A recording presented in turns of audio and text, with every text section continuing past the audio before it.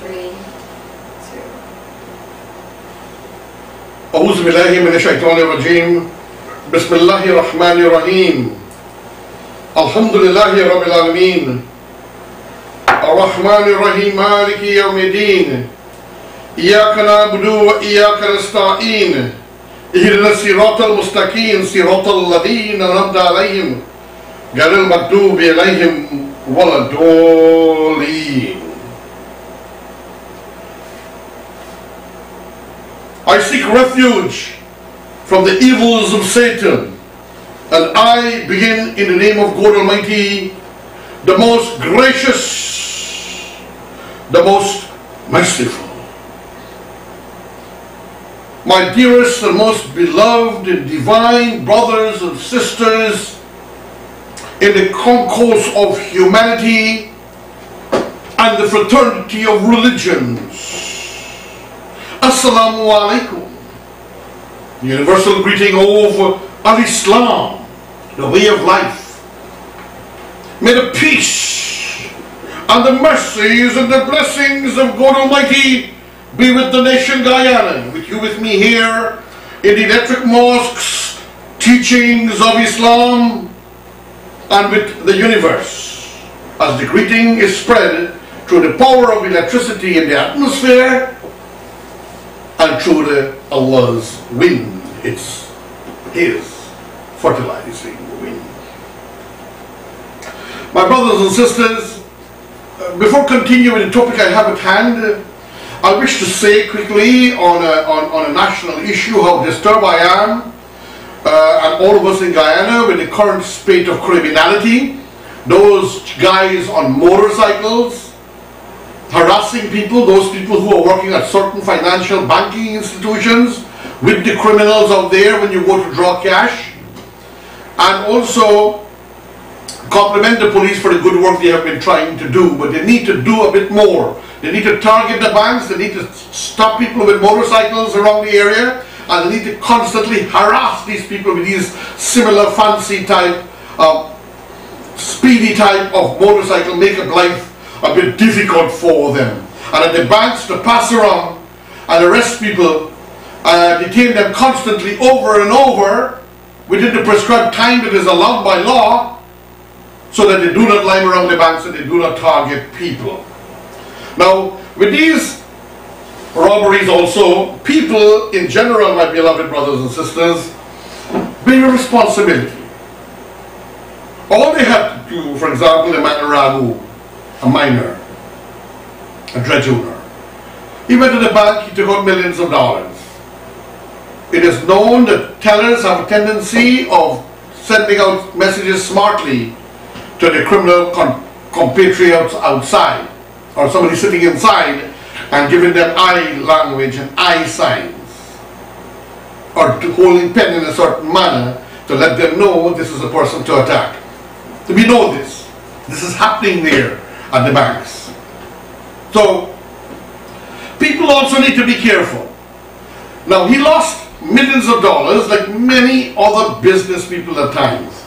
What would they have taken if he had employed for a few hours a uniformed armed personnel to show that he's protected, which at the same time could give insurance for the money, and which at the same time would have used an armed personnel who's licensed and trained by police and the government of Guyana under a reputable security service, maybe $5, maybe $7, maybe $10,000. His life would have been saved, his wealth would have been saved, his wife would not have been injured, and it goes for many people like that. What would it have taken if he had taken a security company escort vehicle, like an armed taxi, escort him to the bank, take him where he wants to go, and drop him back where he has to go? What would it take if he had a lot of cash that he wanted to go to a bank to pay $6,000, $7,000, $8,000 to be for a lift to the bank? What would it take to pay $15,000, $20,000, $10,000, $25,000, even $30,000, $40,000 for a day with an armored vehicle, armored personnel to take you around for 6 to 8 hours, 10 hours per day? What would it have taken? The life would have been saved, and obviously they have the money because they're allowing the bandits to get it. I feel sorry. The government of Guyana, I wrote a letter to Cabinet, to the Honourable Minister of Home Affairs, Commissioner of Police, and the prominent citizens, and I know it's revolutionary. People have money, and people know it is dangerous, yet still they do not use plastic, nor do they use banker's check. There have to be some reason for this. But I am saying, people who transfer large amounts of cash to the bank, to wherever, to do business, and they get robbed, they are the cause of it. They are at fault. The Private Sector Commission would not like this, but they should. When such robberies take place, they should pay the police to investigate the case. The police should have a tariff set, because they're causing unnecessary burden on the government of Guyana and on the police force.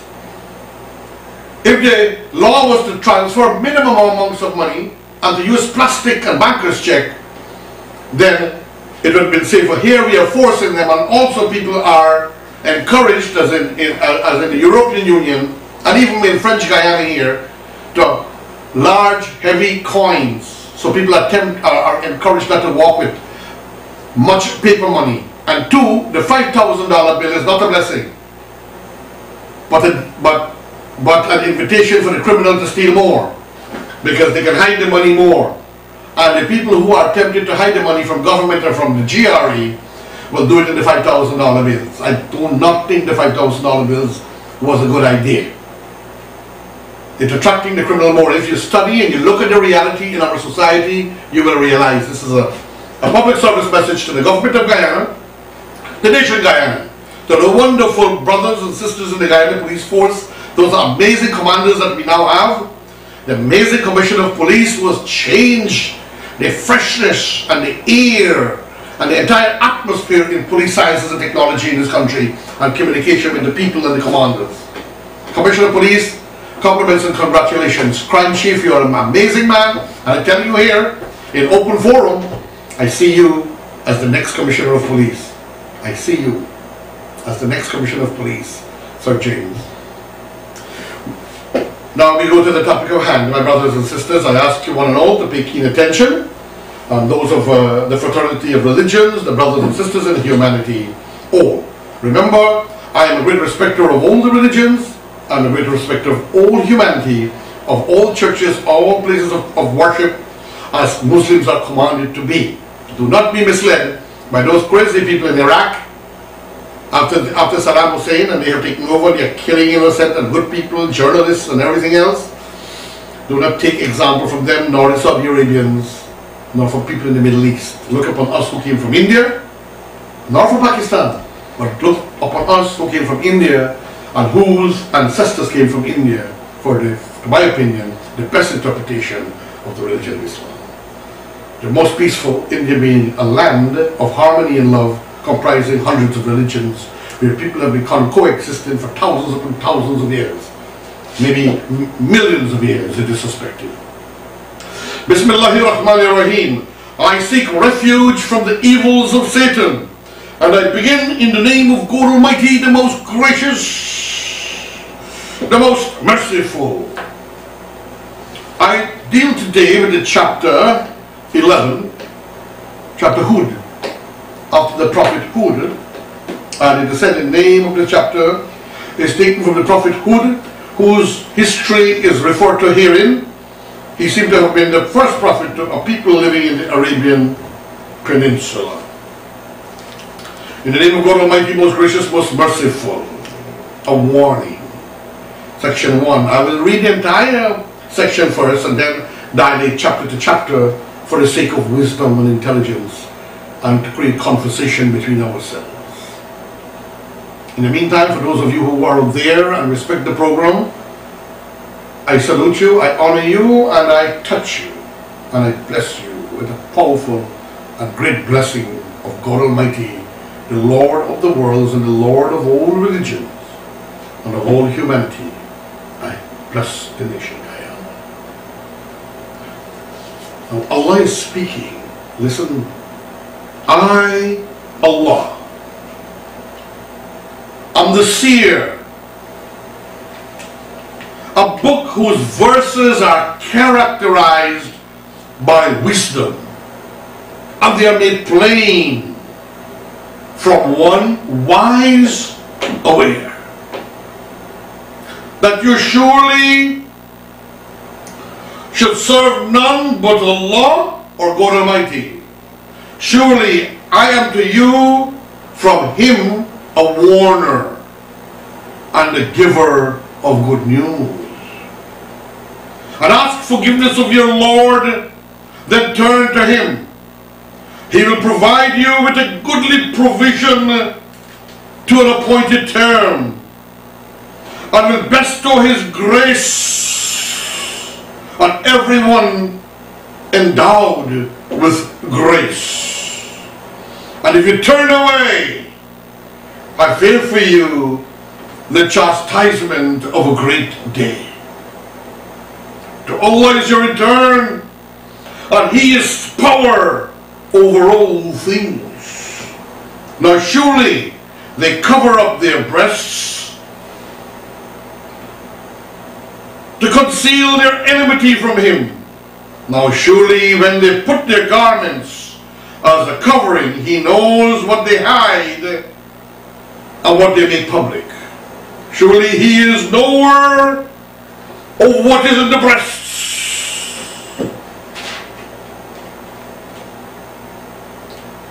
And there is no animal in the earth but that Allah is the sustenance of it. And He knows its resting place and its depository. All is a clear record. And He it is who created the heavens and the earth in 6 periods. And His throne is ever on water, that He might manifest the good qualities in you, whoever of you is best in deeds. And if thou sayest, you shall surely be raised up after death, those who disbelieve say, this is nothing but clear deceit. And if we delay for them the chastisement for a stated period, they would certainly say, what prevents it? Now surely on the day when it will come to them, it will not be averted from them, and that which they scoffed at will beset them. This is the end of the first chapter, my brothers and sisters. Now, let us try to dilate on what I have read.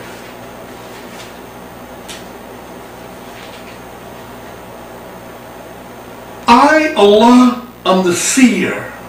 What is Allah telling us here? A seer is a person who could see and forecast things. A person who knows things, and indeed there are some prophets and some human beings with such qualities, and even some people who seek education and develop the talent to assess. But here it is talking about the master seer, the Allah, that He telling us that He knows everything. I, Allah, am the seer. Let's embed that into our hearts and into our mentalities and into our thought structure. A book whose verses are characterized by wisdom, and they are made plain from one wise, aware. That this book, this Quran, this reminder, this gathering of revelations and wisdom, that this book and its verses are characterized by wisdom. We are taught, I think, therefore I am. And this book is telling you, so therefore think, that you may be, that the verses are all embedded with the wisdom of God Almighty. It is that God Almighty is speaking to you and to humanity, to His nas, to His mankind.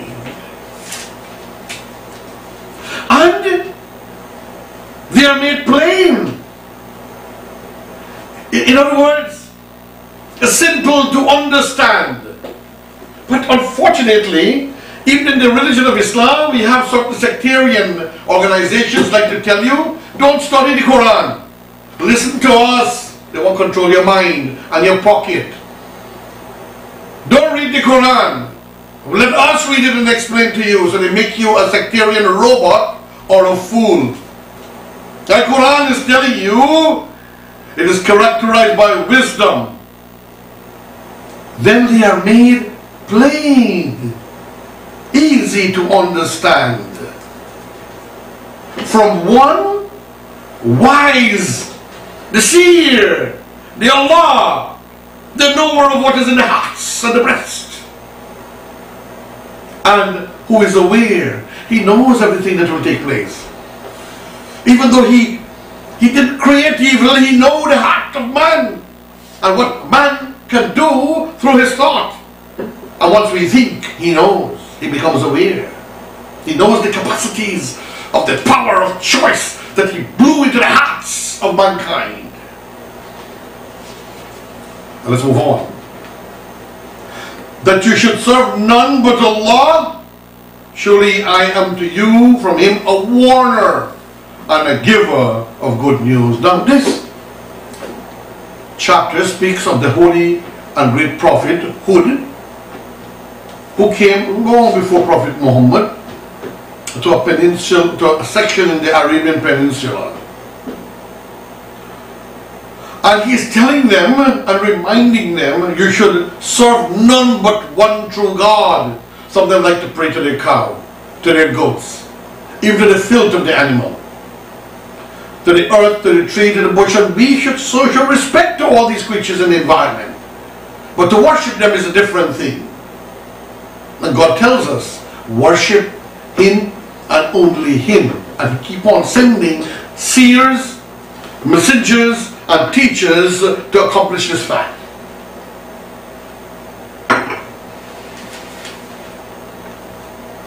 Then He tells you, surely I am to you from Him a warner and a giver of good news. I'm not telling you that I am God. Hud, the prophet, like all the other prophets, Noah, Abraham, Jacob, Jesus, Muhammad, all of them would say, I am from God and I'm just a warner, a reminder, a teacher unto you about the oneness of God Almighty. I'm a warner and a giver of good news. But the unbelievers, the hard-hearted, believe always that the message and the teachings of the prophet are always bad news. That's how the hard-hearted look upon it, as if, as the Quran says too, as if deafness has entered into their ears and into their hearts when you speak to them about Allah or the last day. I've seen it. I tested it. I spoke to people. I have seen this, my beloved and most divine brothers and sisters.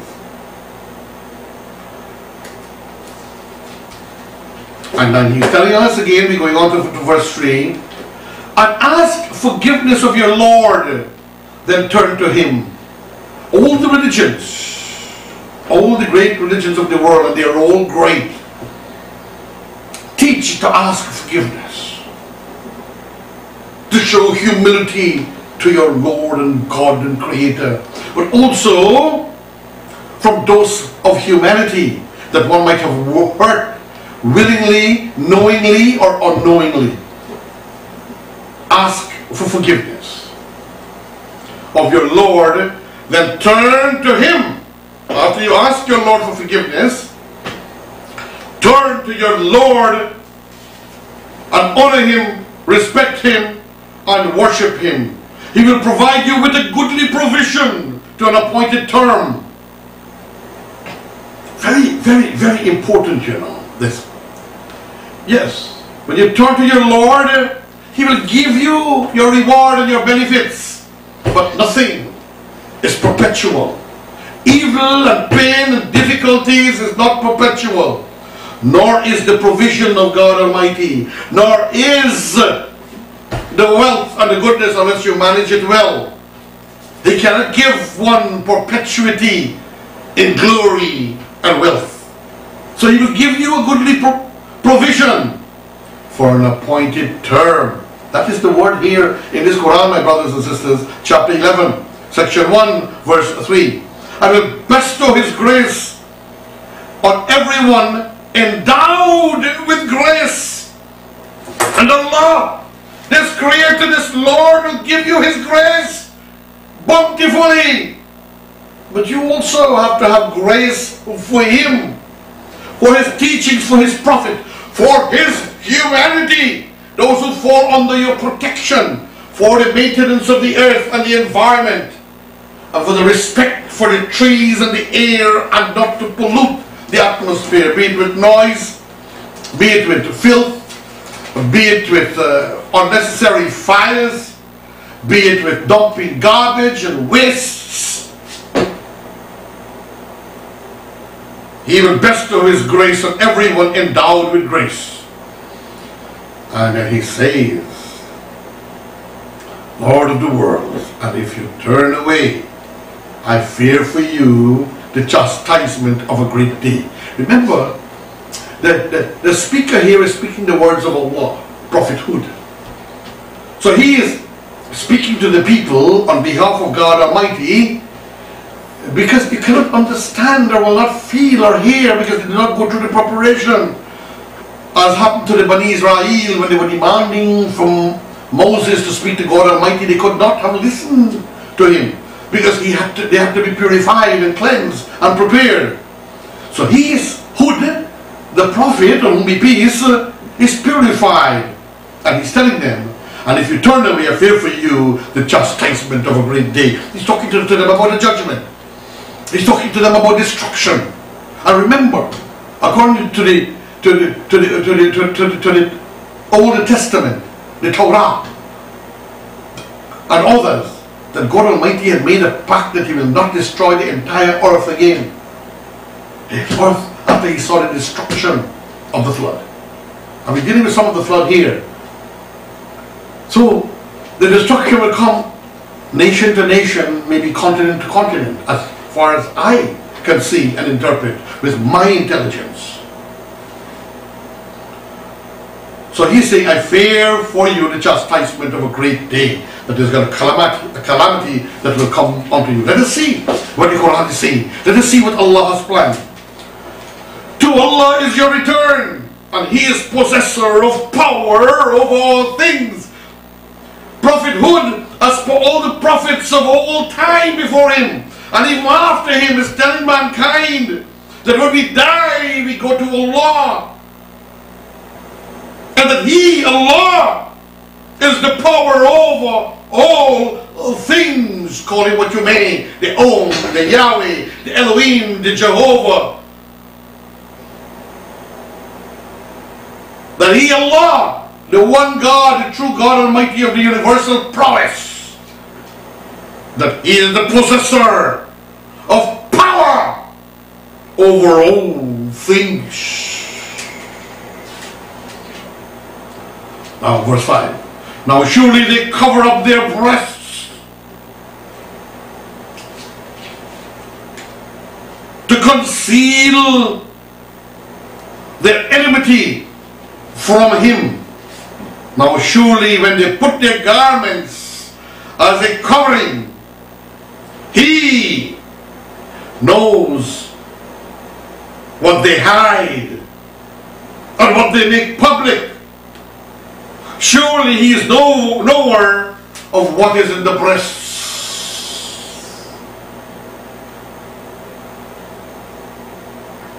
Indeed. What does the translator, there's in this Quran, you only use the Yusuf Ali and the Mawlana Muhammadi and the Mahmud Pictal Qurans. This one here, he is saying, this meaning is made clear in the words that follow. Right? When he concealed enmity in his breast or bosom, he covered himself with his garment in order that he might not see nor hear. It is like holding back from lending an ear, according to Maulana Muhammad Ali.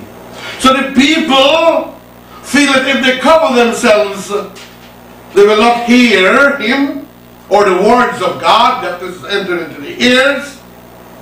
But he, Allah, knows what they hide and what they make public according to this Quran. This verse 5. He is knower of what is in the breasts.